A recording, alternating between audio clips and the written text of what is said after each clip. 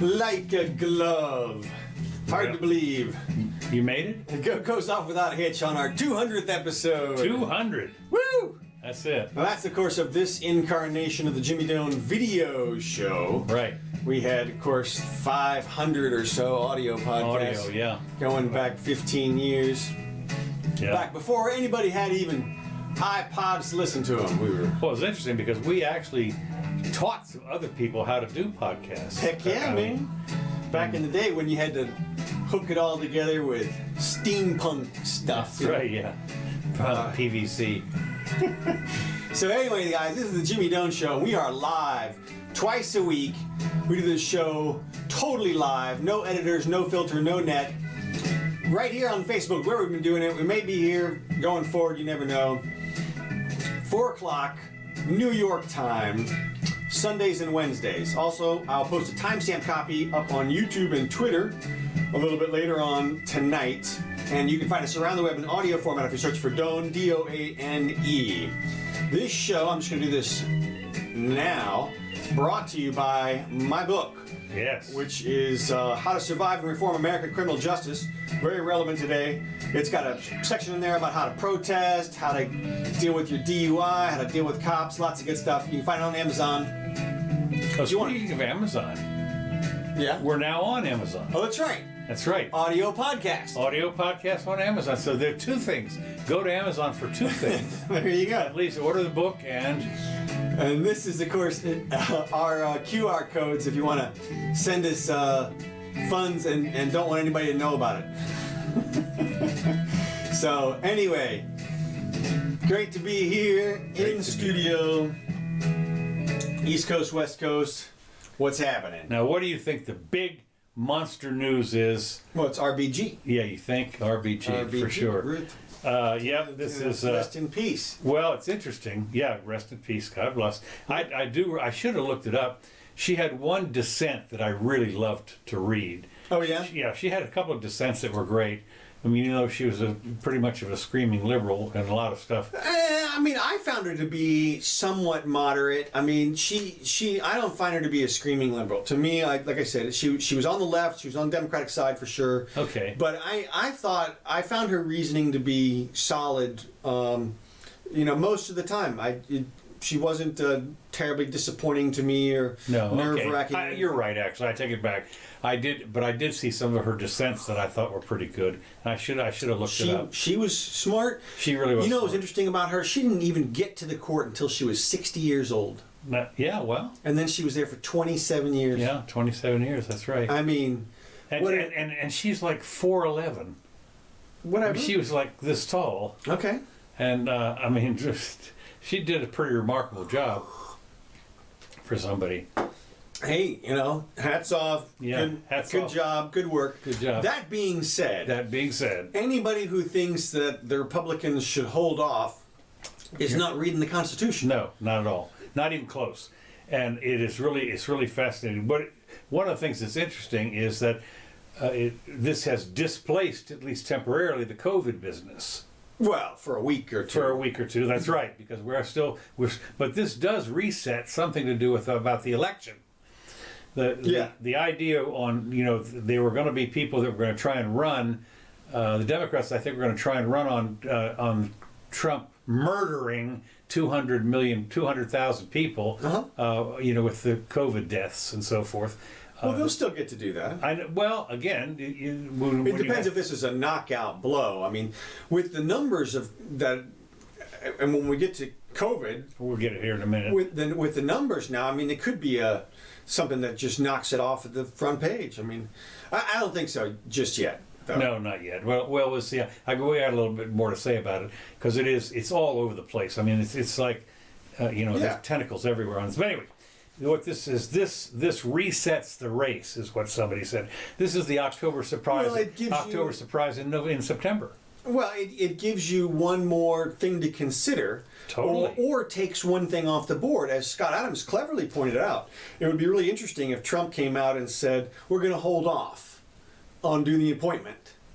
He ain't going to do it. No, of course he's not going to do it. And you wouldn't want him to do it because that's not what the Constitution says. The Constitution says the president shall appoint and the Senate shall confirm. I mean, there's no reason to wait. You wouldn't, but except, as Scott, like I said, cleverly pointed out, it might encourage people, some people, to vote Republican so that to ensure the Republican would be the one to do the appointment. Right, and of course, I think what you're saying is, if he nominates somebody, and that person starts to go through the hearing process or whatever, then maybe Republicans, if they won't vote because it's already done. I mean, they got a Republican Senate. Right. What I'm suggesting is that for some people, having a Supreme Court nominee on the table may be enough to drag them out to the polls. Versus if it's taken off the board, if he appoints somebody and they're confirmed prior to the election, then people who have that as their primary concern don't have anything to worry about anymore. It's a small, minor concern. Again, it's not going to happen, like you said. It's not Trump. He's going to appoint somebody. They're going to confirm him. It's totally legal. It's totally fine. There is no rule. There is no dying wish rule. AOC came out like, oh my God, it was her dying wish that she not be replaced. Well, who cares? I mean, what if it was her dying wish that, I don't know. I mean, anything. It could be. This is the Wish a Club Foundation or whatever. Well, right. There is no dying wish clause in the Constitution. No. The appointment shall be appointed unless the dying wish of the justice is otherwise. Yeah, right. Yeah, that's in there. That's not what it says, and so they're gonna do it. Now, I thought it was interesting though how many people are really losing their minds over this. I mean, you go on Twitter and there are people who are there's Scream compilations already. I mean, not just screams. Really? Scream compilations. Oh my We're God. 2 days out, and there's this one of like 8 panels of people who are like in their cars, and they're like, "Oh my God, we're gonna die," saying, "Oh my God, it's the worst thing ever." And it's like, I mean, a couple of things I think about when I see that. I mean, the first thing that comes to mind is the Supreme Court SCOTUS is like a box of chocolates. Yeah. You never know what you're gonna get. Right. And I don't care who Trump thinks he's appointing. Right. Those people change their spots. They do. Pretty regularly. I mean, it's amazing. Yeah. And so you really, there's some indication that he's going to get a conservative judge, some indication, but that's he's already said, for a while he said he might choose a woman, and then apparently the other day he said he is going to choose a woman. Oh, Trump did? Yeah.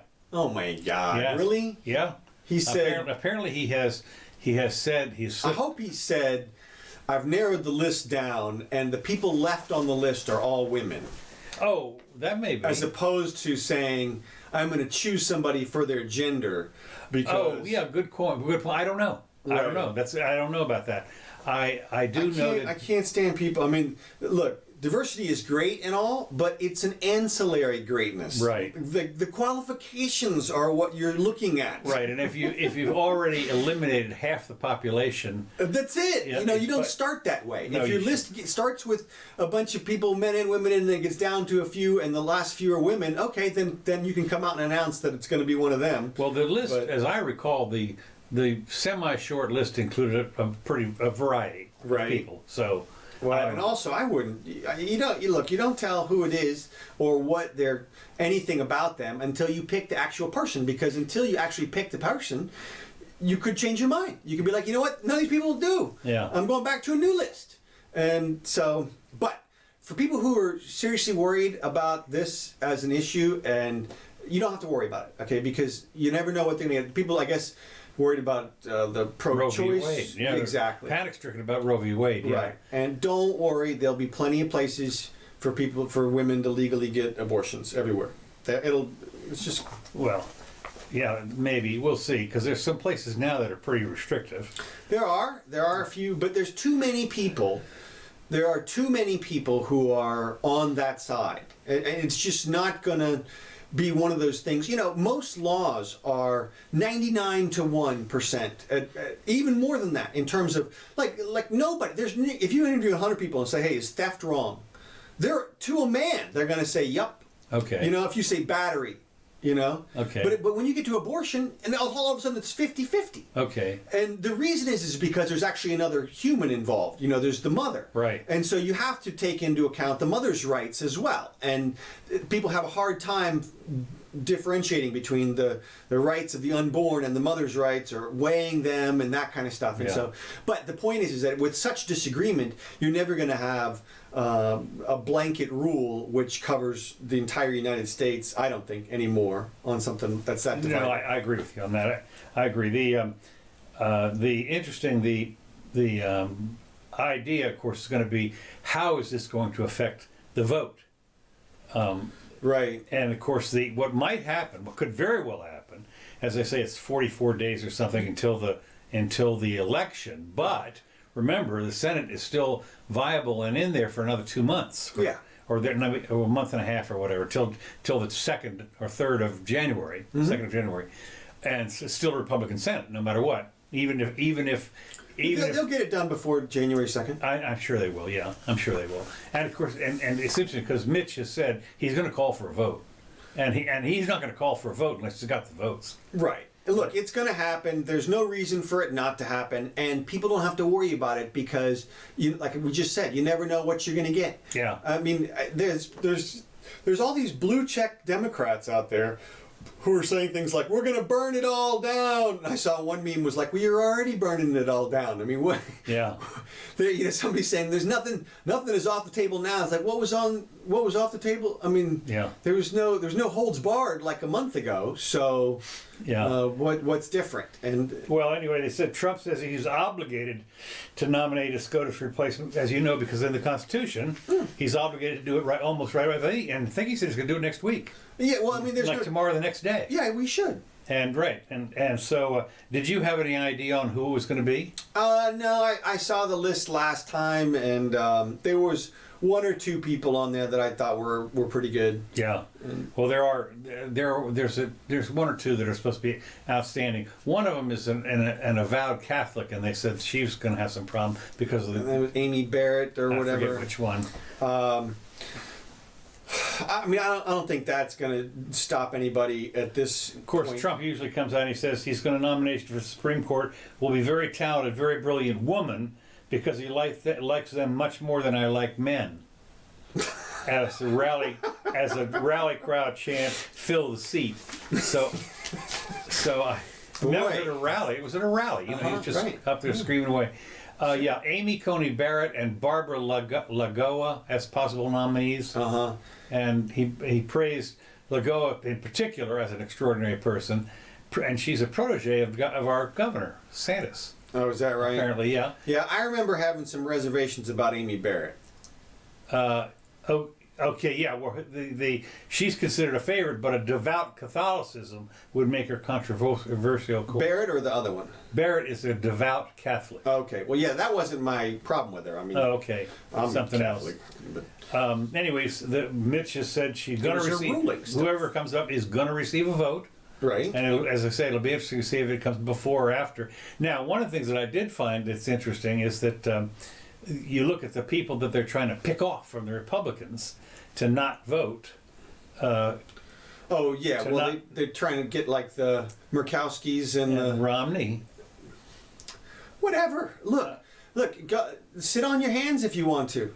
Knock yourselves out. I mean, look, they get to decide if they're going to do that. Yeah. But I think that they'll be held accountable by the voters if they don't take the action that is laid what out I'm saying in is their if job description. What would happen is, what I'm curious is what happens if Murkowski and what's her name up there in Maine and those people, what happens if she doesn't Susan Collins. Yeah. If they don't get the vote, yeah. if they don't get it done, then they don't get it done. Okay. I mean, and look, I think there's a decent.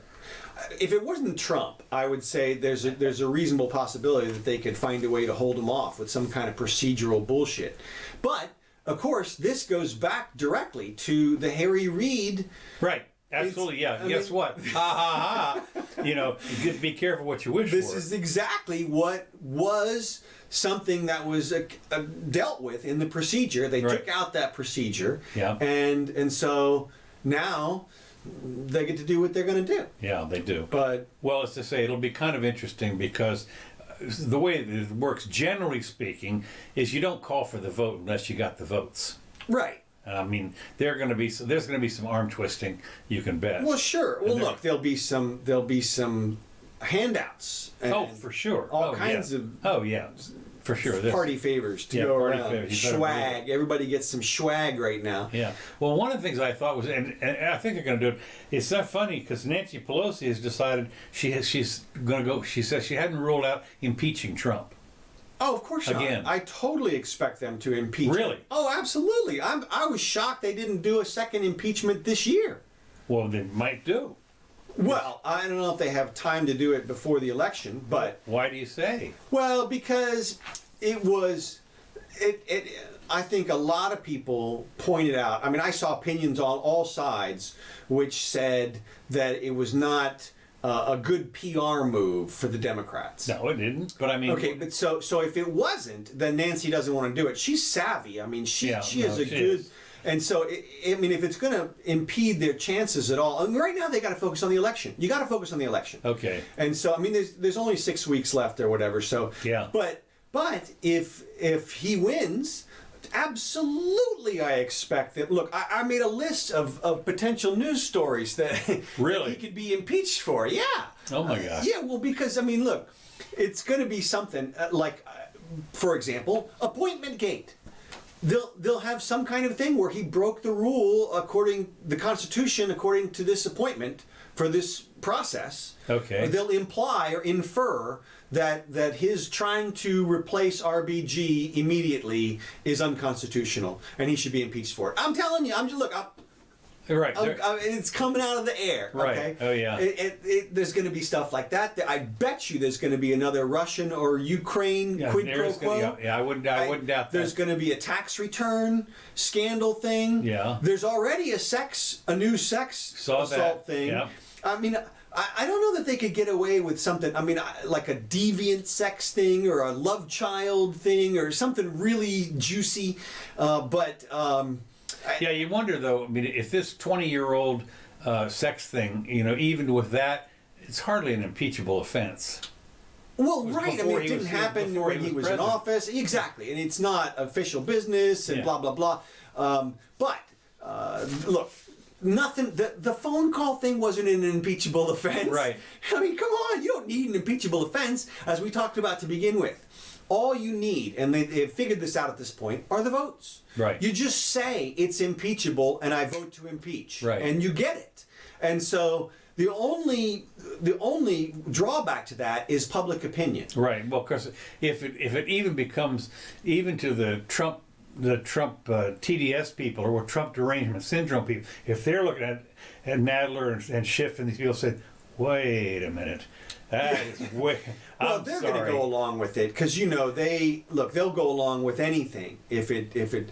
There's a certain group of people out there who it doesn't matter what it is. If that's the same thing, of course, with Trump supporters. Yes, there's a certain group out there. Doesn't matter what he does. Doesn't matter. He's flying angel wings, everything. I tell you, I mean, and as I say, that's the other thing when you think about all the stuff that should have kept him out of the first time, in 2016. Well, when you go through the list, it is so innocuous. I mean, 4 out of 5 things that people say that Trump did that's horrifying to them is name calling.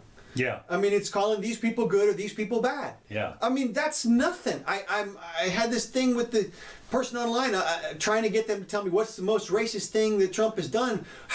Look, if he's such a horrible racist, why would you miss the opportunity to enact some law, some racist law, institutionalize it, for Christ's sake? Why wouldn't you do that? Of course you would. So the fact that he hasn't been able to do that means he's either incompetent and that's, I'm sure, what their excuse is that he would love to do that and make racist laws left and right, but he just can't. Can't do it. But the other obvious reason is he's really not that racist when it comes down to it. And when you break down those name-calling things, it's easy to see that they could be, you can infer it the other way easily. Yeah. Reasonably. It's interesting. Speaking of the Supreme Court, though, it was kind of interesting that Biden, they're asking Biden to release his choices for the Supreme Court. Huh. Well, I mean, why not? I mean, that's what you would do. I would do that if I were Biden. I mean, that's what I'm saying, but he says he's not going to do it. I thought that would be fascinating to see what his choices were. I mean, I would think that would be one of the things. Even, why is that fascinating? Just because you would want to know that before you vote for him. Oh, right. In case he gets in. In case he gets in, right. I mean, you certainly want to know if he would. Yeah, well, look, there's like 2 people in the United States who are concerned with this, and it's like us. Right? Okay. I mean, in terms of Supreme Court nominees, it is in the dozens or something. I mean, it's the judges and the lawyers and that kind of stuff, and then there's wide swaths that think like we. Obviously, if the person gets appointed by a Republican, they're going to be Republican. Or if they get appointed by a Democrat, they're going to be Democrat, and they're going to vote those ways when they get on the court. Well, I wonder if they would have hearings like they did with Kavanaugh, where they drag up somebody or like. Of course they will. Of course, that's going to be the fight. Okay. Is how to do the hearings, and Mitch will try to put the kibosh on them, and the Democrats will try to say we have to have a hearing. You can't nominate a Supreme Court without having a hearing. It has to. So they're going to drag up an Anita Hill or. Oh, for sure. Yeah, okay. I mean, you got to believe, you got to bet it's going to be something like that. God. Because I mean, look, like they said, they've been coming out saying nothing is off the table. Yeah. Well, it says here, Nancy said we have arrows in our quiver. And I'm not about to discuss right now, but we have a big challenge and so forth. She's saying that impeachment was not off the table. Yeah. So. Right, and it's not. It's coming back. It's coming back. If he wins, it's coming back. The president has threatened even not to accept the results of the election, said Pelosi. Our main goal would be to protect the integrity of the election as we protect the people from the coronavirus. And I'm going, how's that working out for you? So anyway, in some international kind of news, just for a moment here. Okay. On the COVID thing, Madrid and the UK are both going back to lockdown. Yeah. Over Europe, nearly 1 million people in Madrid are bracing for a partial lockdown. There are big protests in the street, and I thought this kind of interesting because they're talking about these massive 1 million-man marches in Madrid or whatever it is, protesting the fact that there might be a lockdown. And of course, that's probably one of the reasons you would have it. Right. I mean, if they're all sick. Well, that's what they're bagging people in Australia when they we talked about. Yeah, I know. Oh, that's unbelievable in Victoria, that one place. Well, not only that, they have in the UK Health Secretary Matt Hancock said the UK has reached a tipping point where the country will soon take action to curb a resurgence in new cases, saying that national action is not inevitable. So, so they're thinking seriously about if you follow here's the deal: COVID restrictions in England will get tougher if the rules are not followed. Matt Hancock has warned as the government introduces a £10,000 fine for people who fail to self-isolate. £10,000. But if they're known sick or something, or no, if they walk outside, I guess with I don't know. It says self-isolate. Or the rule of 6, like we talked about last week. Look, I don't know. Britain is off the deep end in terms of their rules and stuff, and well, but it's relatively small. If everybody follows the rules, then we can avoid the mandatory part. Thinking, well, wait a minute, that doesn't work. No. And look, I don't know what... They're talking about a 2-week mini lockdown. Yeah. Boris is. Well, like we said... As a circuit breaker. Yeah. Well, look, I keep hearing, and I saw another thing today, people were saying, well, look, if everybody wears the masks, we'll end the virus. And my thought is, well, how does that work? That is to say, I mean, it's not like it just goes away. I mean, it does sometimes, but... At the same time, you're not going to kill it by not spreading it. You're just going to prevent it from being spread. And then when you take your mask off, then it gets spread again. Well, that's what's happened, obviously. Well, right. And Britain has seen a big resurgence. Guess who's not seen a resurgence? Take a while. Sweden. Hey, home run. Yeah. I mean, no, they've got 12 people in the ICU in Sweden. Yeah, and too many in their country of 10 million people. Right. They've had under 6,000 deaths.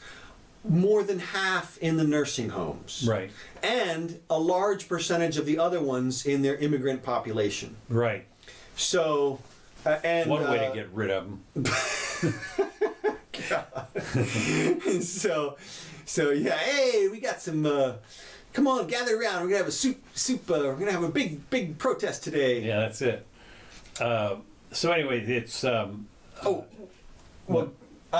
got some. Here are the numbers again. Oh, okay. From August 30th, and these are the top 5 states in the United States, and you can see they're vastly different. I put the dates up here at the top. You can see August 30th. It goes back. It's about every show. We missed one show in between August 30th and the 6th. But you can see if you look at the numbers here that New York and New Jersey are having about 10 deaths a day, according to this. Texas, Florida, and California are having about 100. Okay. So, I mean, it's vastly different. And yeah, well, still, even 100 in Florida is not all that many. We're 22 million people or so. How many? Yeah. I mean, it's not right. It's not massive numbers. We're down from the peak, but the concept here is that New York and New Jersey have burned through their populations. Right. And down here at the bottom, you can't see the name here, but this one with the 9,000s is Massachusetts, and it's in the same situation. That is to say, it's gone through 200 or 300 deaths in the last 20 days versus California, Texas, and Florida have each had 2,000 deaths in the last 20 days. Okay, didn't know that. Yeah, well, but still down, and when you think about, I mean, New York and New Jersey, I mean, 10 deaths a day. There's got to be 10 deaths a day from auto accidents, or for sure. Whatever. From stepping on a broom, from slipping in the tub, whatever. Rakes. A rake, yeah. I mean, so I don't know. We could be coming to the end here. I've heard people in Sweden saying, who knows? We're still too early to make the final call. Yeah, well, again, that's one of the things I've been asking about is when are you going to ring the bell? What is it going to take for you to ring the bell and say, ollie, ollie, in free, bing, the tornado's gone away, whatever.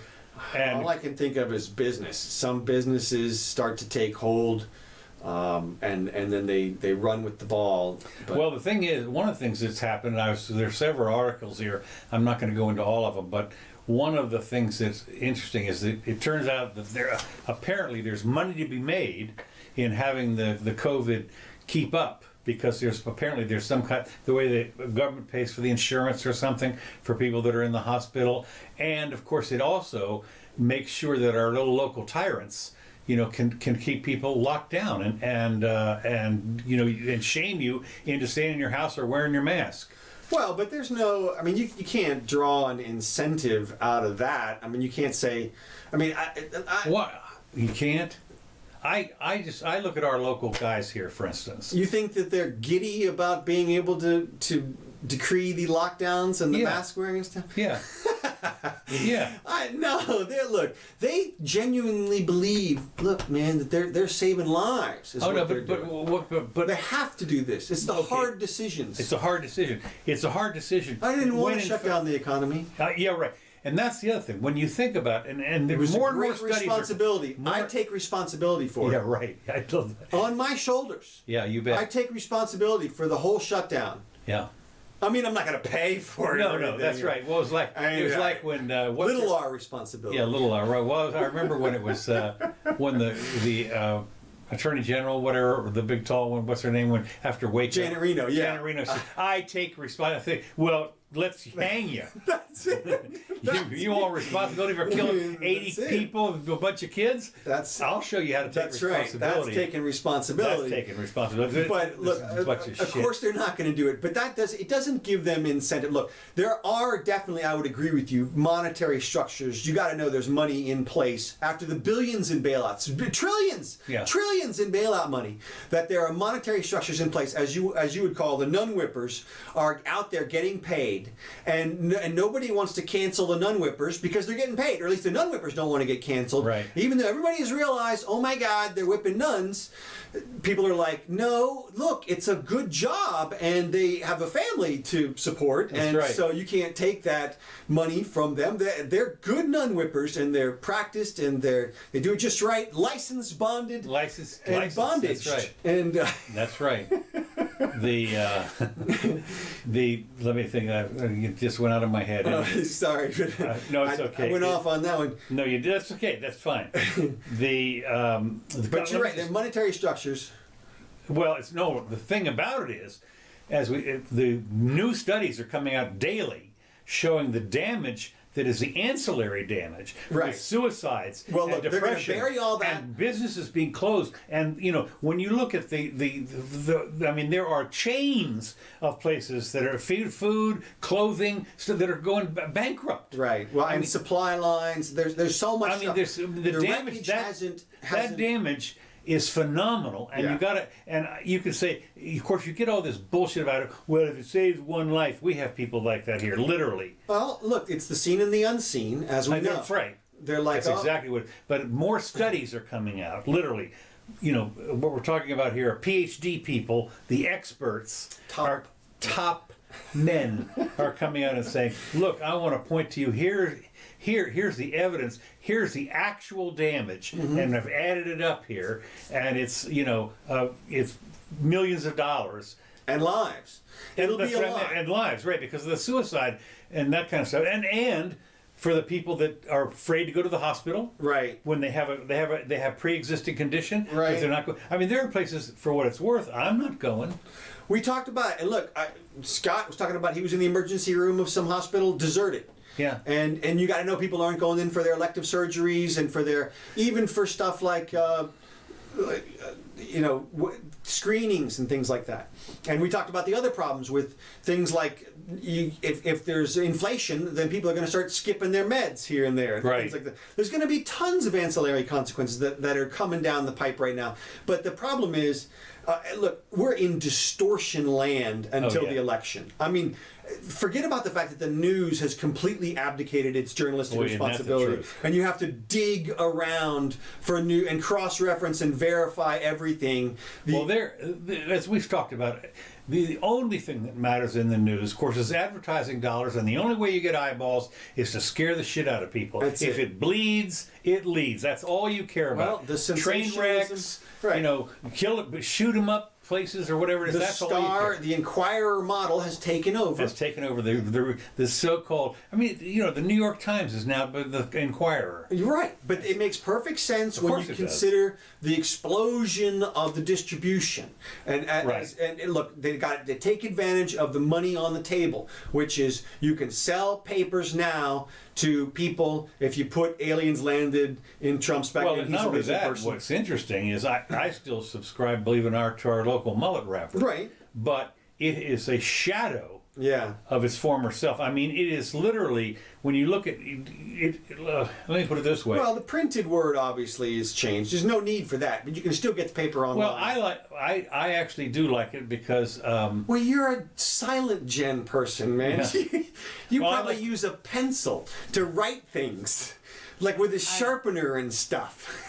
Yeah, okay. Do you dial your phone? What are you doing? What's your point? I don't get it. What's your point? That's right. I'm talking stone knives and bearskins over there. That's right. Yeah, exactly. So anyway, they're going on along here. It says a grim video shows why singing now is a bad thing. Oh, I know. For some people, coming together and singing can be a great way to overcome this, but for fans of the choir, however, they want to put a stop to choir singing.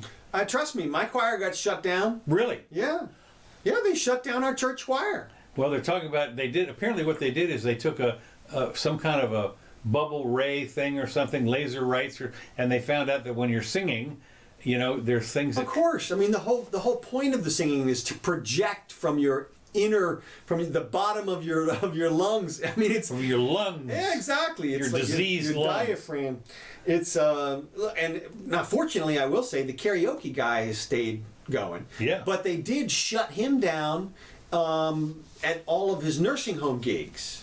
Yeah, that sort of figures. Right. I mean, people are passing around the microphone, coming in and out, that kind of stuff. But it's still, but like you say, it is kind of interesting when in a choir, you got 50 or 100 people sitting all right together. Well, ours is 10. Okay. Still? Yeah. And karaoke is 1. Yeah. So, another thing that doesn't help any, the CDC reverses its course on testing asymptomatic people for COVID-19 again.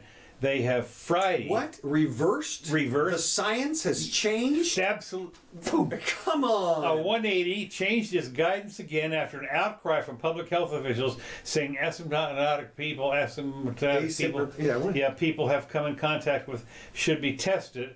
And of course, if you've been in close contact, such as within 6 feet of a person, that's close, for 15 minutes, then even it doesn't matter. You have to go. Everybody has to go get tested. So that's the 15 minutes. What is this? This is, I don't know, if you've been in close contact, such as within 6 feet of a person. Yeah, but what authority is this? That's the CDC. This is their new guidelines. Yeah. Well, So the thing is that somebody was writing in.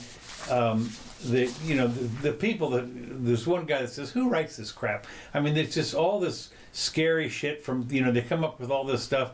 And it says, journalists have crushed $30 trillion in GDP and destroyed millions of lives. I don't know about journalists. I mean, it was the government that did it. Well, I know, but it's been reported it's in the newspaper. And so, right. So people have not gone shopping or whatever it is, or not eating out. Right. Oh, the journalism has certainly contributed to it. A lot. But look, if you are still believing what you read in the newspaper, wake up. Because it's all advertising at this point. So pick and choose what you like. But and look, just to be clear, I saw a good video on mask effectiveness. It was pretty good. Yeah. Went into the construction of the N95 masks and how they have the various layers, and they even ionized the plastic inside the mask in order to attract the smaller particles, so that even though particles are smaller than the mask filter, they still get trapped. So generally speaking, it cuts down fine, and that's great, and people should do it if they want to, but mandatory stuff is it still doesn't cure the disease, though. Huh? It doesn't cure the COVID thing. No, you still got it. It just cuts down. All it does is cut down. At some point, it's either going to burn itself through the population, and we flatten the curve so the hospitals can handle it at this point. Or that was the original idea. Right, I know. Or you wait for the vaccine, but. Well, the problem waiting for the vaccine means that everything's shut down until next summer. No, I'm with you. I think it's unreasonable to do that. From my perspective, it's clear from the age group distribution that if you're under 50, this disease is less lethal than the flu. If you're over 50, it may be more so, and if you're over 80, it is a lot more deadly. So if you're vulnerable, if you think you're in the vulnerable group, or if you have a comorbidity, protect yourself. If not, you should be allowed to go back to life. I mean, everybody under 50 should be back doing whatever they're doing in normal situations. And the best way to protect the vulnerable population is to separate them out. You don't keep everybody at home. It's not only unconstitutional, but just it's just wrong. Well, it's just interesting to me when I see the letters to the editor here in our paper, and they're talking about, you horrible person, if you over there don't have your mask on, you're killing me. And I said, well, you've got your mask on. And well, how about, what are you doing out if you're worried about dying? Yeah, what are you doing out? And of course, the other thing is that if the kid or whoever it is can carry the virus back to grandma, supposedly, then keep grandma away from the kids. Yeah, well, now that has been something else that has happened, and that is these people that are in the nursing homes are not able to see their loved ones. Well, and again, to me, that all should be voluntary stuff. I agree. If you're willing to take the risk, I mean, nursing home life is not exactly a picnic. And one of the things that keeps people alive in nursing homes is being able to see their families. So, I mean, if you want to prevent deaths, at some level, there's a trade-off between the emotional support that people get and the risk of exposing them to viruses. And you know what you do? You let them make the decision. Well, the little minor problem you've got with that, of course, especially in a nursing home like the one we have here, or extended care, or whatever it is that they're all grouped together. So once again, you're assuming that they're going to expose themselves to one another. They're going to go and eat at the cafeteria and assume that everybody has been kept away from all potential sources. they closed down the cafeteria. Exactly. And how many people do we know at the nursing home who are just locked themselves into their condos and aren't coming out? Couple. Exactly. And look, and guess what? They're going to protect themselves because they're responsible. It's not responsible to go outside, mingle with a bunch of people, and then demand that they all be responsible and not mingle with other people who could pass it on. You're passing on the responsibility. Your responsibility for your health lies with you, not with everybody else, Right. or the president. Right, yeah. You can't, again, that's right, you can't do that. It's the same kind of thing that I look at when you find somebody over across is insulted because you did something. You know, they're offended. And I'm going like, what? I didn't do anything. I mean, You mean when they infer negativity? Yeah, inferred negative. Yeah, exactly. And you're thinking, get over it. It happens Not my in problem. yeah, exactly. Well, So- if you can infer something two different ways, and one way is horrible and one way is good, choose the good way. Yeah. Okay, make them prove it if they want to tell you the bad thing. Well, sticks and stones may break bare bones, etc. Now, the other thing okay, I'm going to move on. Do you have anything else on these things? No, not the COVID stuff. Okay. There are a couple little things here that I just talk about here for a second. Okay. Apparently, Trump has threatened China with this TikTok business. Yeah. And apparently that's all is being solved. Yeah, I keep hearing. Apparently, Oracle and Walmart Yeah. agreed to give the $5 billion to What they did is the bribe was the extortion was that the $5 billion to educate patriotic real history instead of the fake history. So of course, you certainly might be able to call this propaganda. I mean, who knows what? Whatever. Who cares about Yeah, TikTok who cares? anyway? Anyway, he told us Superior that the $5 billion education fund would teach real history, not the fake history, in an apparent dig to New York Times 1619 project. Yeah. Which is that was the thing. Well, that's what he came out and announced on Constitution Day, that he was starting the 1776 Commission. Right. To Well, it's Whatever. interesting. all Apparently, TikTok is going to become a Texas-based company, and it's going to be majority owned, still Chinese part, but apparently majority owned by Americans. Okay. So apparently, that's going to satisfy everybody. I don't know. Whatever. Yeah, who knows? That was a big deal. Somebody was talking about, because there's like millions of people that are on this TikTok. Who cares? Thing. Yeah. I mean, it's an app. It's. I'm too old for any of that stuff. I'm sorry. I don't even do Instagram. That's how bad I. Yeah. Well, I have an account there, but I don't either really. I mean, how many do you need? Is what it comes down to. Lots. Yeah. Right. Some of the people, yeah. Okay. The latest piece of news was kind of interesting. Is Iran taunts Trump and says plans for revenge over the drone strike that killed this general, what's his name, Soleimani, is obvious, serious, and real after reports apparently Iran said they were going to assassinate a U.S. ambassador someplace or another. Mm-hmm. And but it's interesting. Nothing is off the table. We're going to burn it all down. Well, what's interesting is that that prompted President Trump to say if they, Iran, hit us in any way or form, we're going to hit them with 1,000 times more. Shock and awe. Right. And so the Iranians said, or whoever it was said that they, first of all, they denied the fact that they were going to try and hit this ambassador. They said, but we're going to plot, we're doing something else. And of course, then the next piece of breaking news that happened like an hour ago, Iran could have a nuclear weapon by the end of 2020, as regime works as they go with North Korea and the two of them. Tehran has reportedly resumed long-range missile cooperation with nuclear-armed North Korea, and officials said the regime may have enough fissile material for a nuclear weapon within months. Fissile. Well, look, I mean, a couple of things. Obviously, there's been a lot of action in the Middle East recently. Yes. And what you've had is the Trump administration bringing together some of the minor players into a deal with Israel. Right.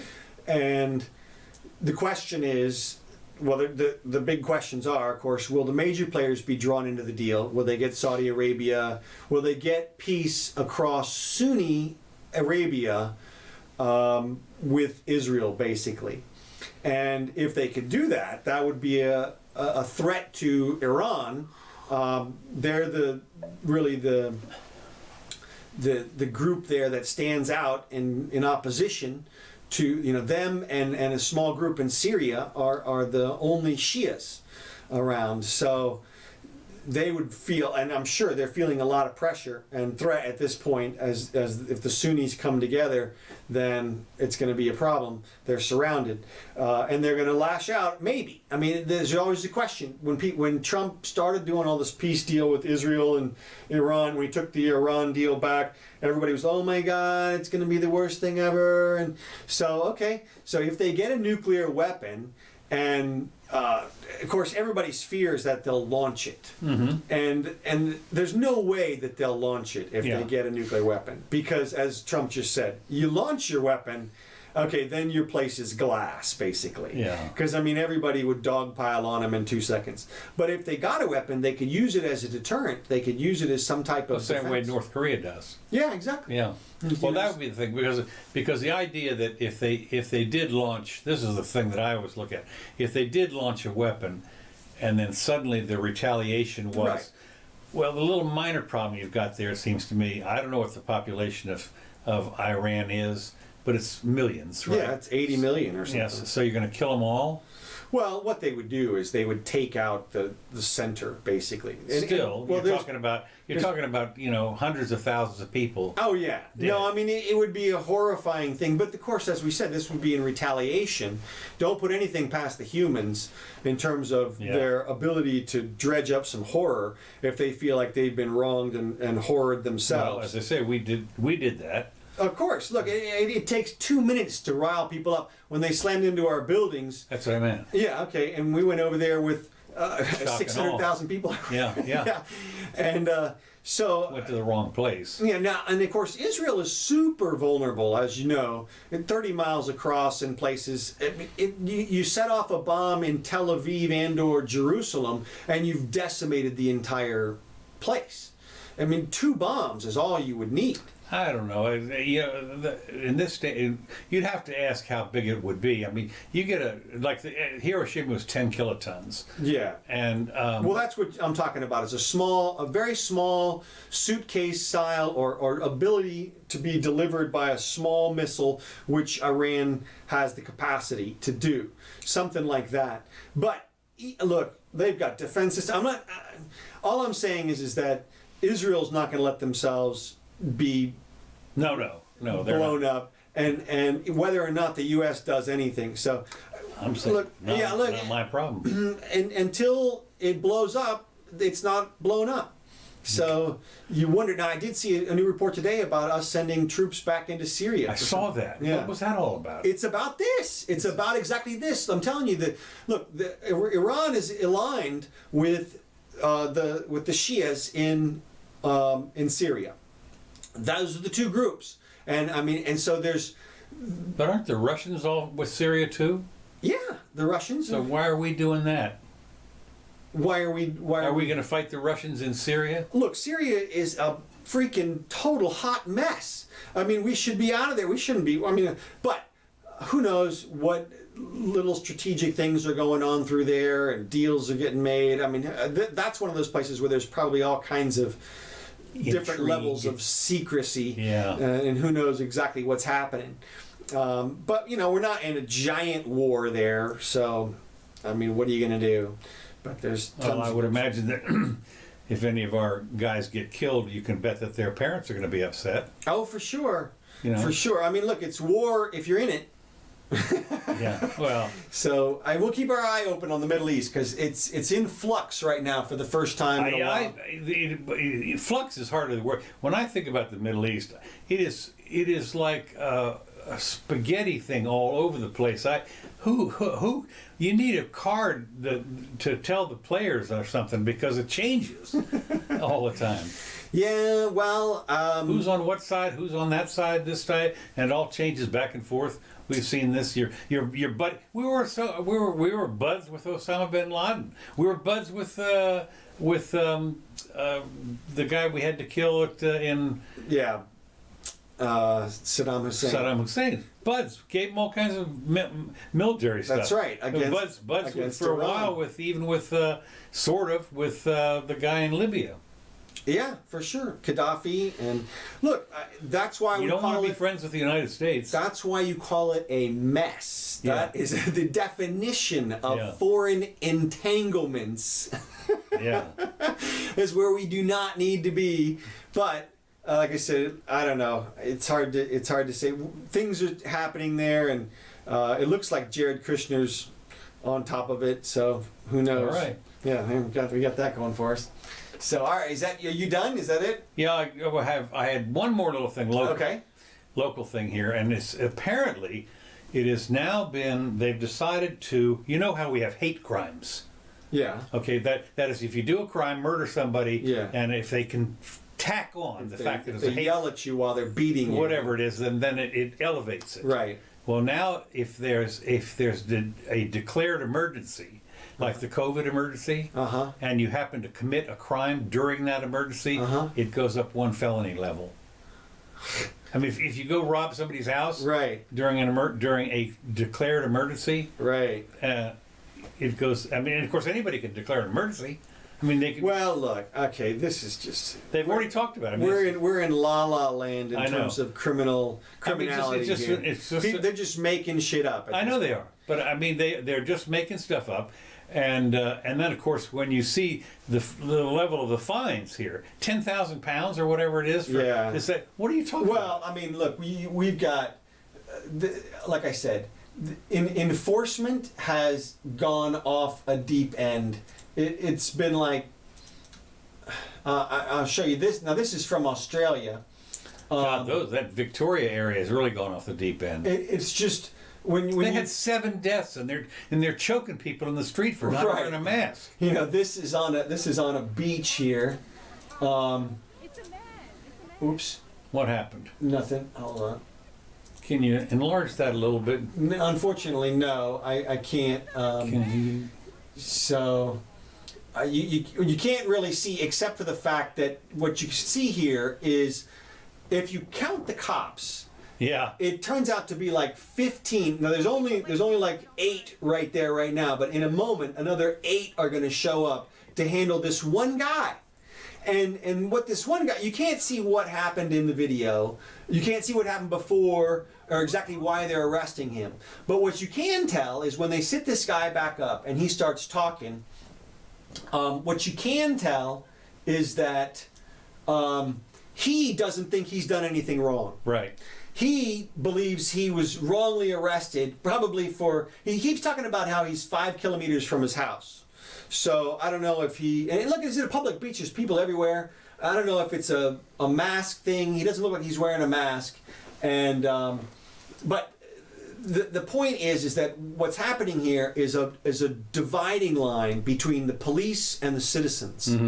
And this is horrible. It's horrible in terms of law enforcement, because these citizens this one lady up there you just saw pointing at the cops, she yells to them, "We love the police, we back the blue. What you're doing right now is horrifying." And the cops, they can't do anything. I mean, they're standing around, they've been ordered to take this guy down, and they're going to walk off with him in a minute. But the strife, the strife between the police and the citizens is horrible. Now, fortunately, like I said, this is Australia, so, and here the other cops show up. And all these police to get this one guy in his mask is what it looks like. Yeah. And he's not like a big bad resisting guy. Like when you see him, he's got like a shoulder pouch there, and he's got basically a purse, you know, and he's got a machine gun. Yeah, right. Maybe in the purse. I don't know. I mean, it could be, but it doesn't look like it. It looks horrible. It looks like It looks like they are. You lost something. No, it's fine. It's supposed to go away. Okay. It looks like they are getting him for no good reason, and it looks like it's way super overkill. Yeah. So we're in the bad. They're not handling the whole unrest situation well. Sir doesn't bode well for your respect for the police. Exactly. I mean, and once they lose the respect, it's hard to get it back. And that's one of the things that's happened here is that people see. It may be anecdotal even, but you see a couple of dozen or anecdotal things that, got neck this, and you don't get to see the whole thing. But it turns out that hundreds or thousands of people have lost respect for the exactly. For the and when you do stuff like mandatory mask things and you try to employ the citizenry to report on each other, and you make it a $10,000 fine or an expulsion from college event or something crazy like that, you set up this horrible dynamic in society. I mean, what you want instead are clear, bright lines between what's right and what's wrong that everybody agrees on, and it's so much more cohesive that way. Now, I do have one bit of good news about the whole unrest situation. All right. And that is that everybody who's worried about it being racism, it's not racism. It's not racism that's the problem. I know, no, you'd think it would be. Now, of course, it's different in different places, and there could be some pockets around the country where it is racism. But for the most part, it's not. What it is, the institutionalized thing that's keeping people differentiated is class. It's a class problem. That is to say, when you look around, they say things like, you can't be racist if you're not in power, they'll say. You've heard people say that, right? They say only the group that's in power can be racist because it's about power. They'll say, look, the racism is about one group keeping the other group down or something. So they'll say, if you're in the minority group, you can't commit racism because you're not in power. Well, a couple things about that, though. There's power hierarchies all over the place. Like, you can have two people in a parking lot, and there's a power hierarchy. One of them is bigger than the other, and so the one who's bigger is in power right then. And so if the one who's bigger happens to be a member of a minority group, he can still commit racism by beating the crap out of the other one just because he's not the same race, Okay. So, in other words, power hierarchies can be in different places. But what you really want in the society is an economic equality among the groups. If you've got that, you can deal with stuff like the name calling. Minor racism like... Well, the problem with economic is how do you get there? Well, I'm going to tell you. Okay. I'm going to tell you that people are talking about the institutionalized racism. What's institutionalized is an economic inequality. Okay. And we have it in places like licensing. Right. Like zoning. Minimum wage. Minimum wage. That's right. We have all these laws which are ostensibly, they're trying to help people, but they hold people down. You talk about a minimum wage law. The minimum wage law cannot and does not force employers to hire people at the minimum wage. It doesn't do that because it can't do that. What it does is it prevents the employer from hiring people at a wage that's less than the minimum wage. Right. So, yeah, all the people who are already working for them, they're going to have more wages, but you're going to hold down the lowest people in society. Well, not only that, some of those people, we've seen this all the time, where there's actually some people that are going to be let go. Totally, absolutely. In those places where where there were people where you had 50 employees at $10, you now are going to make do with 30 employees. That's right. 15. So. And then you think about stuff like zoning. I mean, if you want to look, here's what you can't do in America without permission. You cannot provide shelter, transportation, food, security, assistance in practically any way. You can't build on somebody's house. Somebody can't say, hey, I want to hire you to come do my plumbing. I'm sorry, can't do that. Don't have permission from the state. I want you to come build a deck on my back. Nope, can't do it. I want you to bake some things for me, and we're going to sell some baked goods on the side of the road. Nope, can't do it. Well, it's interesting you should say that because here, at least locally here, they do a lot of that side of the road stuff. Well, I mean, look, there are some exceptions to what I'm saying. Well, I mean, it may be illegal for all I know, but they just let it go. Well, exactly. And also you can get permission, which, you can get a license. So how, it's like Bones said, how can you get permission to do a damned illegal thing? Yeah. I mean, if it's illegal, it should be illegal. Yeah. You shouldn't be able to get permission to do it. And so we have all these regulations, and licensing is, I think, one of the biggest ones. I mean, you want to hire somebody as your realtor. Nope. Not unless they've been through the schools and paid the things. And then you think about the barriers to entry for all the professional stuff. If you want to be something that really makes money, like a doctor or a lawyer or a banker or something super high, you got to go to college. Now, how many colleges are there in the country that give out the degrees for those things? I mean, how many medical schools are there in the country? 100, a couple hundred? I mean, maybe more than that. But the point is that that's it. You got to go through one of those groups. And one of those groups has to give you permission. And in fact, more than one of those groups, it's got to be permission along the way. You got to get it from your undergrad, then your graduate school, and then the licensing board. You got to get permission and pay money. You got to do all this stuff just to do the job. Well, I mean, one of those, of course, that really shows up is in being a barber.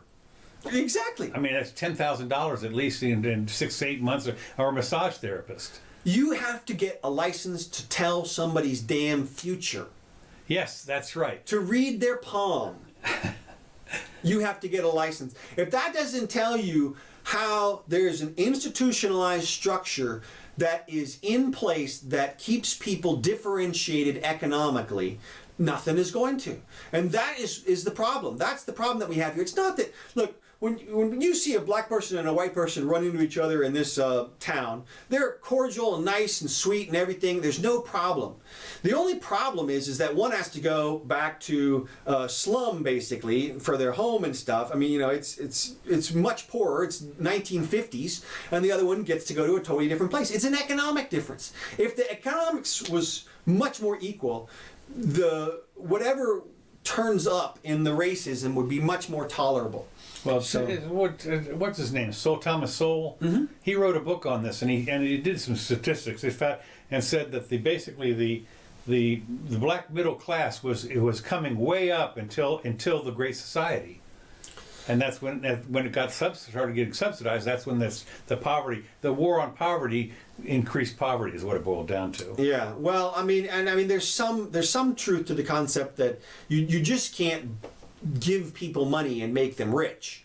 I mean, that you can't just subsidize people into the middle class. They have to be cultured into it. They have to be taught into it. It has to be grown from the standpoint of you have to get education and you have to be able to work, and then you're part of it all.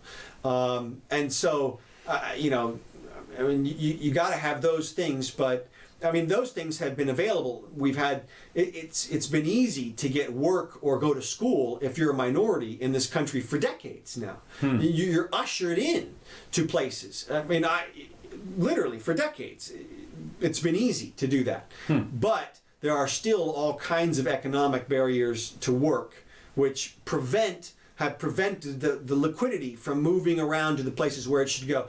Even stuff as simple as copyrights and patents, which we've talked about in the past. Yeah. I remember riding my bike through the hood on my way to the trail, and there was a guy there with a little trailer and a whole bunch of CDs. And what he had done, obviously, is copied a whole bunch of music. And he literally had a little bootleg store there just on the corner. Yeah. And I thought, this is great. I mean, he's entrepreneurial. He's spreading art. He's doing all this stuff. He's done the Lockean work of mixing his effort with this music and these plastic discs, and now he's got a product that he can sell, and it increases people's life. Guarantee you they shut him down at some point. Oh yeah. I mean, that's... Yeah. Well, of course, it's also risky to buy from somebody like that. You don't know what you're getting. Totally. And so that's why it better be cheap.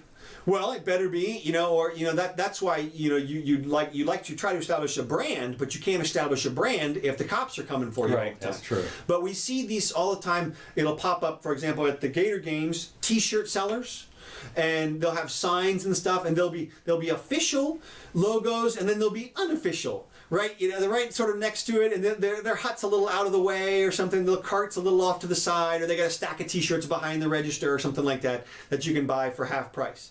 But just economic barriers, institutionalized economic barriers that would help and really go a long way to alleviate the differences in society if we could get rid of those things. What we need now more than ever is some unfettered capitalism. Yeah. I mean, if at any time in the past, now is when we really need it. And unfortunately, nobody's talking about those things. Well, the problem is with when they say that horrible on this unfettered capitalism, and I'm saying, well, okay, you want to fetter it. Who's going to hold the reins? Right. Who is going to be the federator? Well, that's what they always imagine as some benevolent group or society.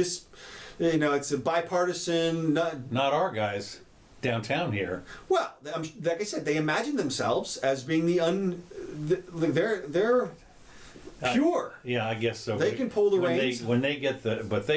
They get emails from people all the time saying, look, they're people. They're humans. Yeah. And you know what? You shouldn't trust them any more than you trust other humans. Yeah. And so, if you don't trust humans, then don't trust those humans. If you don't trust the market humans, then don't trust the overlord humans. I mean, it's literally the same people. I mean, so if you don't trust somebody to sell you something, certainly don't trust somebody to force you to buy it. Well, again, you don't trust them, but they got a gun. They got a gun. That's the thing. There's nothing much you can do at that point. All right. I think we're done. Well, pretty close. Okay. The only thing I haven't seen that hasn't been licensed that you can still make if you're anybody is clothing. I guess. I mean, you never see that. You never see somebody. I mean, you can't bootleg somebody's clothing. Well, you see that all the time. There's stuff you can put on Etsy, for instance. Uh-huh. You can make stuff and put it on Etsy. Yeah, I'm just saying nobody ever says, "Hey, where's your shirt making license?" Okay. I mean, I guess there's no. They just haven't thought of it yet. Trust me, it'll be something that needs to be licensed before too long. Well, they talk about the number of licenses that were required in the 50s versus today, and it's an exponential. Oh yeah, difference. I mean, phenomenal. Well, it just grows once you accept the concept of licensing. Once you then it makes sense everywhere. Yeah. You want it to be on everything. I mean, everybody says it's regulate and tax it and stuff. Protection, consumer protection. That's right. They bought that hook, line, and sinker without even thinking backwards in the concept of, well, who was it that first gave out the first license? And did they have a license to do that? And of course the answer is they couldn't possibly have had one. No, because there weren't any. Right. And so it's somebody at the very top of every licensing scheme is just saying, you know what, I don't need a license. I got this. All right. You know what that is? That's an adult. And that's what you should do as an adult American. You're responsible for all your stuff that you cause, but you shouldn't have to ask permission. There's no such thing as a privilege under the law, and permission to act. Licensing is so un-American because it forces us, it creates, the baseline of us is unequal. We're unequal to start. And you have to earn some type of thing if you want to do the same job as the other person. That's one of the things I've always objected to when they say they want to have a level playing field. No, I don't. Mm-hmm. I don't. I want to be able to have a mountain to climb. If you level the playing field for somebody, you're tipping it for the other person. I mean, that's. Well, one of the things that I do find interesting is I remember one time I wrote a letter on Facebook or something like that, and I said, you even have to get permission to do everything. You even have to have permission to cross the street. And he wrote back and says, no, you don't. You just have to wait for the light to change.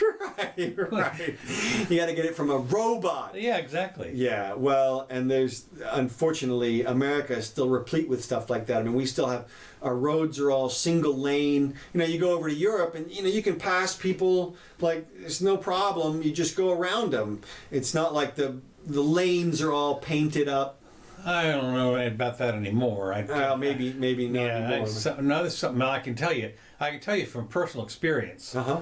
I passed somebody one time on the yellow line or whatever it was, and boy, the cops came out for me. Oh yeah. Yeah, and fortunately, I was getting ready to go into Spain. Mm-hmm. I was and of course it was a French cop. Uh-huh. And I was saying, if you let me go, I'll never come back. That was about it. Let me go here. Let me go on the other side of this border here and get the money for you. Right. And I said, and I looked at him. I said, well, I don't speak French. Je ne parle français. Kay, what are you saying? And boy, he pissed him off. Finally he had to just let me go because it was too much trouble. Because I was pretending I didn't know a word of French, and I had just learned French actually. So anyway, well, driving stuff, but yeah, well, okay, and then some solutions. Obviously, the big other solutions that they could implement right now to help the unrest would be to end the drug war thing, which is on the table. And if they would end the war on driving, or if these stupid self-driving cars would hurry up and get here, that would change the dynamic. You did see the one where they chased down the one 97 miles an hour? 90 miles an hour. They were asleep in the car. And I was asleep. No, but they had the seats down. They were asleep. Oh, yeah. And they caught up with it. I don't know how they stopped it or anything, but they said apparently what had happened is it was in a 65 mile an hour zone, and this thing was, and it was all on robot. It was whatever. Tesla, yeah. It was a Tesla, yeah. And it avoided everything for miles and miles and miles. And it sounds like a likely story to me. Oh, no, we're on robot motion. Of course, the car probably records it and tells it. They can probably download directly into the cop. I don't know. Mods. So, well, although, did you see, they did propose a new $1.5 trillion spending thing. I saw that. Now, have they figured out what they're going to do about this? Or who has proposed it? The Republicans. Okay, that's okay. Yeah, what happened was the Democrats wanted a new $3 trillion one. Yeah, I know. The Republicans came out and said, we'll give you a $300 billion one. Right. Just to keep things going. And so now the Republicans are trying to split the baby. They are talking about something about, they want to get something here real quick. Apparently, yeah, well, they want to do it all before the election so that they can all say, hey, we did this before the election. Well, there's a shutdown coming up here pretty soon, I think. What kind of shutdown? I don't know. Whatever it is, it's a problem with something. And so they want to stave it off until February or March. Oh, you mean a government shutdown? Yeah. Oh, yeah, I don't know where the budget line thing is. I don't either. They've been spending money. I'm talking out of my... Making stuff up. Making stuff up, that's right. Forget it. Okay. All right, almost done here. Just one quick question. At what point is the taxes equal to fascism? That is to say, according to Peter Schiff, Joe Biden's new tax plan will basically put 75% of the revenue for certain earners in the hands of the government. Really? Yeah. And I mean, at what point is it just the Gestapo coming by and saying, we'll take the profits now and here's a little for you? It's a good question, but I don't see that as ever passing 75%. But even when they had the 90% tax, you have to get up to a certain level before you get the 90%. I know. Then they got that through. No, but what I meant was the cutoff back in those days was $50,000, which was big money back then. Right. And then after that they would take 90%. It was way more than that. It was whatever it was. The point being that when they say the 90% tax rate, that's only for the richest people. No, I know.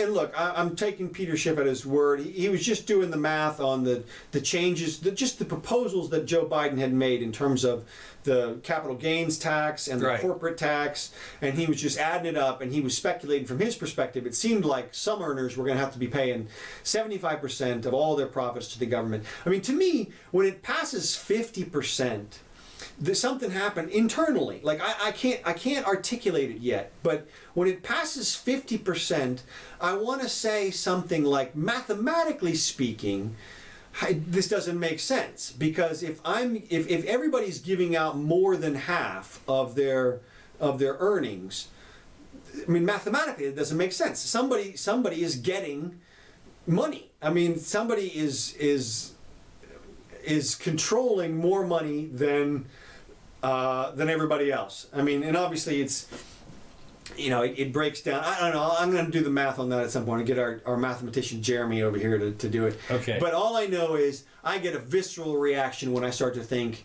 that I'm paying out more than half of the money that I'm earning. Because then it's like the state is more important than me or something. But we are the state, so how can that be? You know what I mean? Right.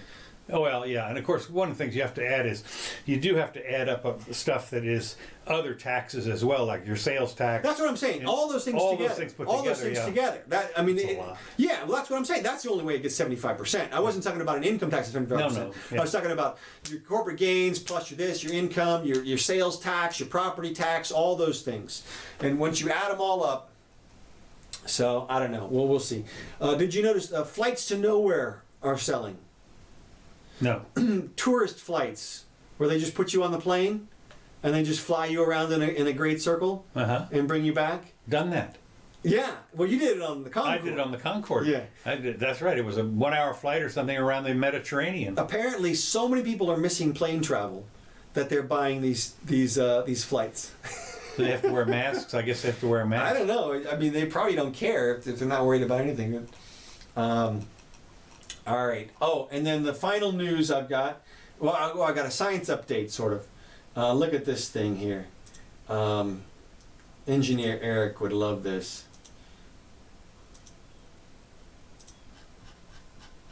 This is just a cool toy here.